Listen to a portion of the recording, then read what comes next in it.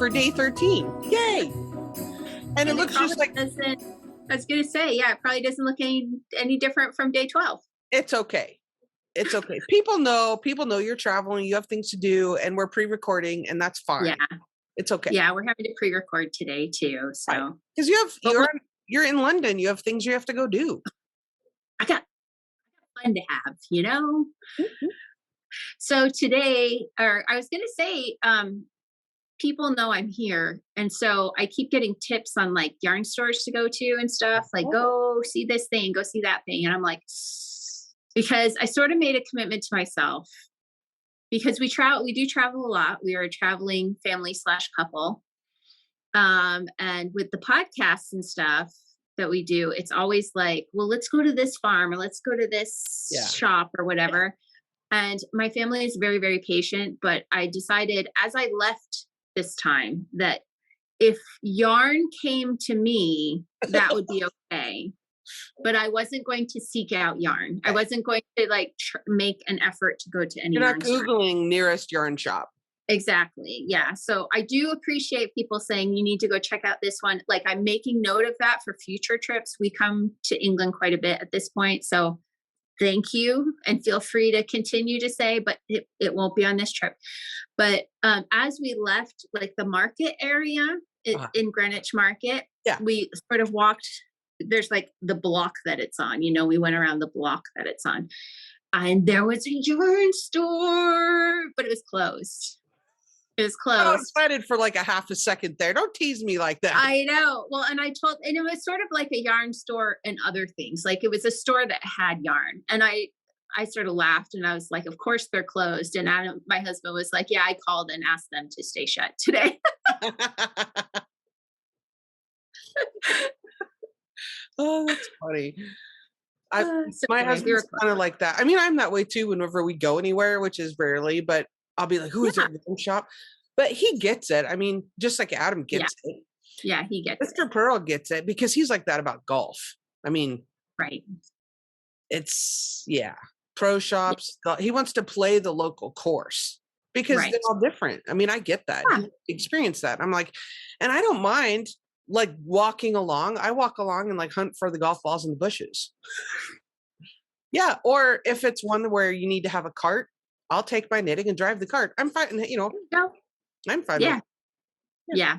Adam has his things. I have my things, like it's fine. I was just like, this time I'm just going to like, plus also the stash acquisition this year was a little intense already. So like, it's okay. Oh, I'm opening my Advent yarns, like yarn is very present in my life. I am not deprived. Oh no, I need to just like, yeah, stop shopping and go stash diving. So yeah. Right. On that note though, yeah. Should I open or let me get to the end of my row real quick. Is it raining? Is it raining? It's not raining now. It's actually, we had blue skies earlier for a little while today. But this, as we said, pre-recording. So I haven't been to the football match yet, but that's when the rain is supposed to start today, is as the football match is starting. So, but it's supposed to be like, a quarter of an inch over several hours. So I'm hoping it's not. So you just put up your hood and whatever. Yeah. I brought a windbreaker, so it has a hood. We should be fine. It'll be fine. It's not terribly cold, is it? It's like low 40s. So, I have my wool gloves, wool hat. Yeah, it's good. It's fine. Yeah. You know what I'm noticing here while you're knitting? What? You changed the way the yarn comes off your index finger. So it comes off the front now. And it didn't used to. I used to do it like that. Yes. You made yourself change, didn't you? I did that because Hazel Tyndall told me to. Right. And I remember when she said that to you, and I remember because I knit now the same way you used to with the yarn coming off, on the front instead of on the back. I need to change something. Now I have to think about it like that. Right. I know, like that. Like that. Yeah. Because You that's know, how I learned, but I understand Hazel's point where it's more efficient and it's closer to the work. it's so much more efficient. The But I'm having movement is trouble much making smaller. myself do that. I'm And having you know, a lot like if I'm doing something where I have to drop the yarn, pick up something else, or you know, just yeah. fiddle with a cable needle or whatever, oftentimes I'll still default to that other way. I'll still scoop it. But after a stitch or two, I notice the difference and I'm like, wait a minute, I have to, and Yeah. I go back to it. So yeah, it's hard. It's hard to change yourself ways out of the things. out of Okay. decades of doing it. Right. Yeah. So I'll open my next one because I finished my row. Day So we're on day 13. We're like over halfway. We are. This is Wow. the going over the hump, or this is the halfway point. Yeah, 12, 12. Yeah. Yeah, this is our halfway day. Wow. Halfway day. Well, not for you because you have 31. Except, well, for girl in her wool. Anyway, there's my color. That does look aquatic. Right? This is very aquatic. Greens and purples and blues.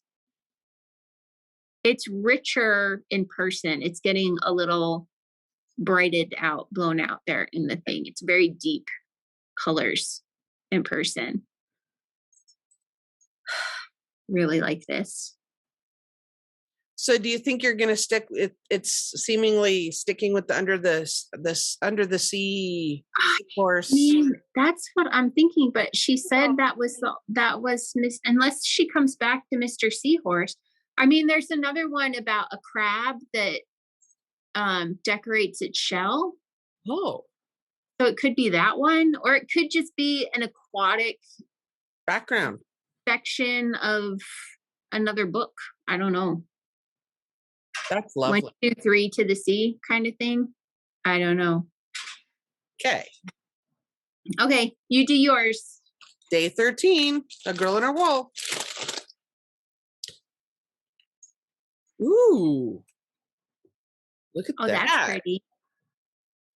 There's a little peachy stuff left right there. Yeah, but it's got a little bit darkening, getting a little darker. Let me grab, let's see. Look at, okay, so this is 11, 12, 13. Yeah, so it's like getting richer and more color each day. Very nice. Yeah, because look, this was 10. Yeah, you're getting a lot more blues.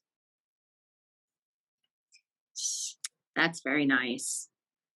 Sorry, I started a new row. I can't open my next one. Just kidding. I'm just kidding. Okay. Explorer pack. This is, what is, ooh, I got some locks this time. Oh. Badger face Aaron. That sounds like, it sounds like something I would have called my brothers growing up. You're such a badger face. Yeah, there's a little Yule log. Oh. That's so cute. Okay. And then here's the yarn. Let me get my thing lined up. There's the yarn. Yeah. It's very oatmeal-y. And then I got some fiber. Yeah. Some fiber. Some fleece. Sorry, I'm like totally there you go. going the wrong way. Nice. Like a little bit of crimp, but it's very downy.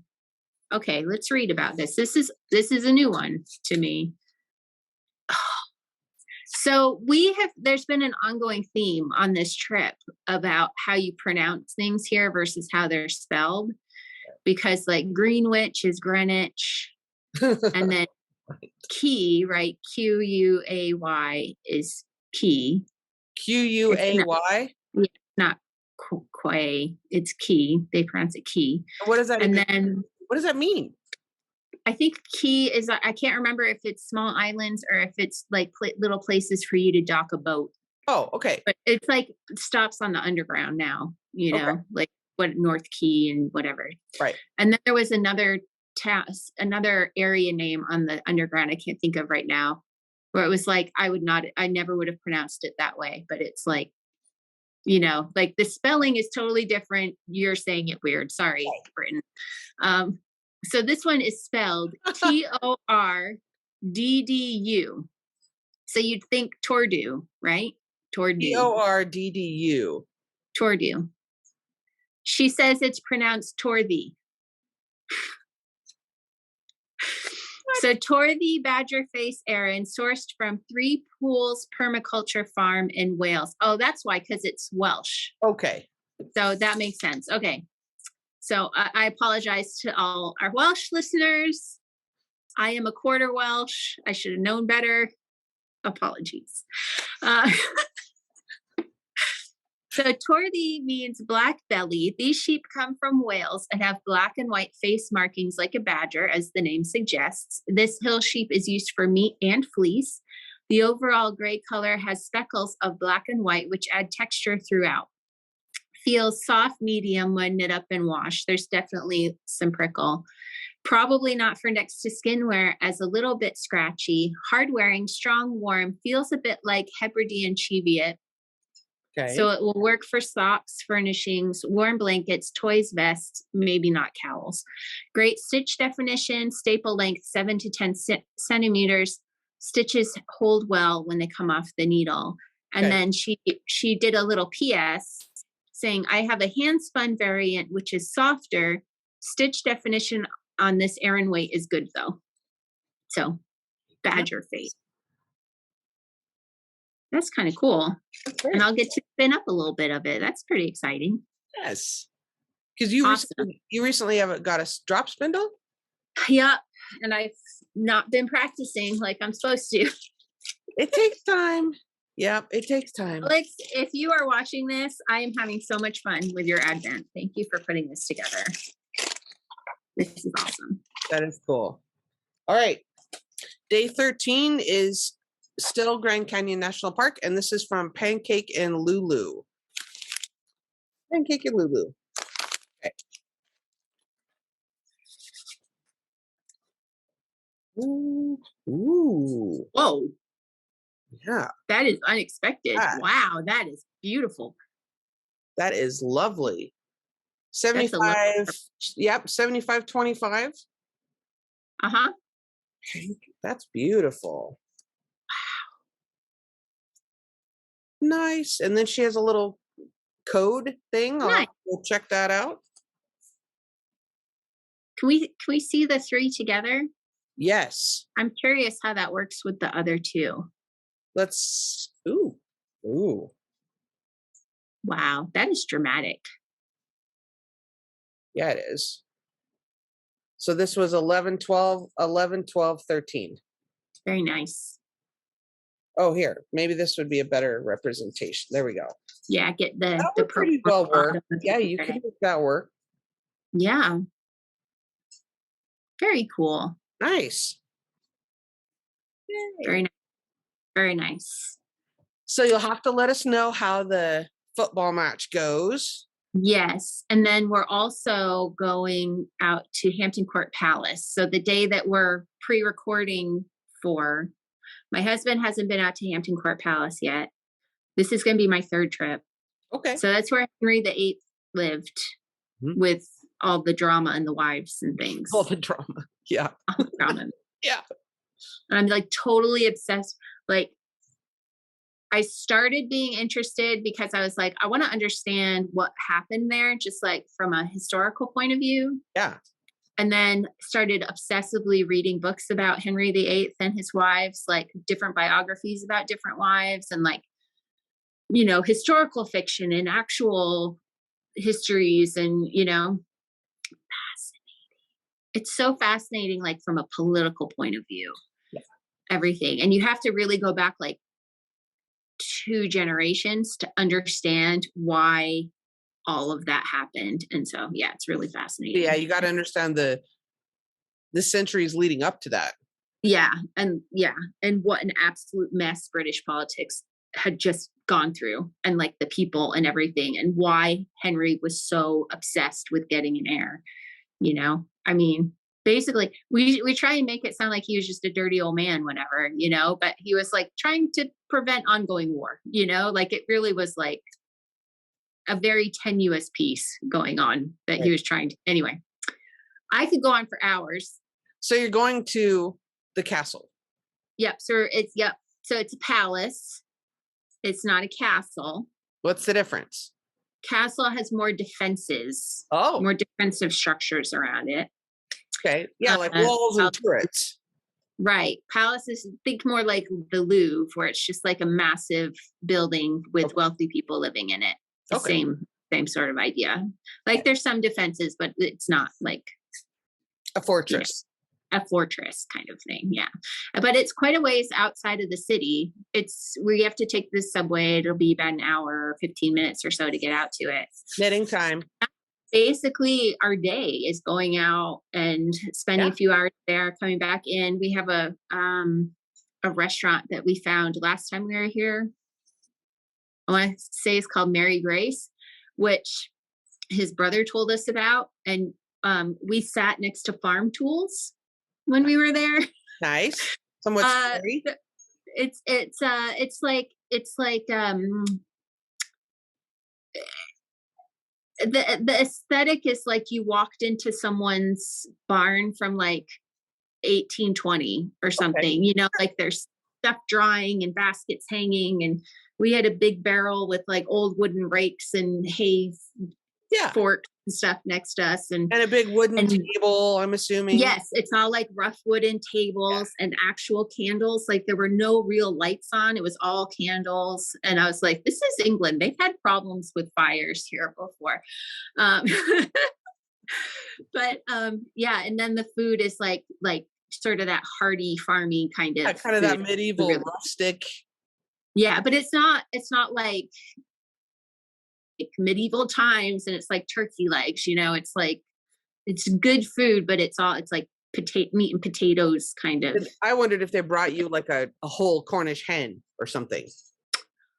That would be appropriate. I don't know if that's on the menu, but that would be a type of thing from there. Yeah. Like the salad is like, it's not a salad. It's like sliced vegetables, like sliced carrots and stuff. And you have like a little sauce because who eats salad? Like we eat salad, they didn't eat salad in 1820. They sliced some vegetables and ate that, Put it on a plate. Right. Yeah. Yeah. Anyway, it was fun and delicious and recommended. And now I think we're going to end up going every time. Nice. It's just tasty and good. So if I don't know what the policies are about taking photos at the palace, but we'll watch your Instagram stories maybe. Yeah, I'll be obsessively taking pictures there. I haven't taken a lot of pictures in the last 24 hours or so, but that's trying to just enjoy. We went on a bus tour last night. That was the on and off double-decker bus tour you see in cities with the open top. It was an hour and a half after dark. It was like 35 degrees. We were so cold, but they took us around and we went by the main sites there in the middle of London and Westminster. And then they took us where the decorated streets were. Nice. We got to see that, which was really fun because almost all of them have decorations that go across the street. And on the double decker bus, that meant it was like right there. Yeah. Yeah, it was super cool. So Regent Street you guys can Google and find pictures.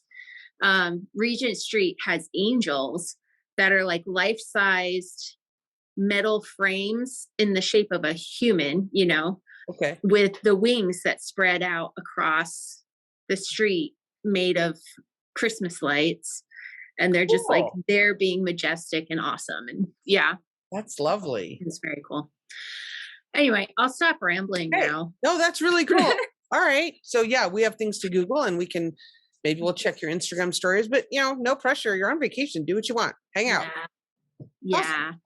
All right. We'll chat tomorrow. We don't have an interview today, do we? We do not. No. So it's okay. I rambled. That can take the place. It's okay. We'll check in with you tomorrow then. Yeah. Sounds good, everybody. Okay. Jeff, I will see you later. Bye.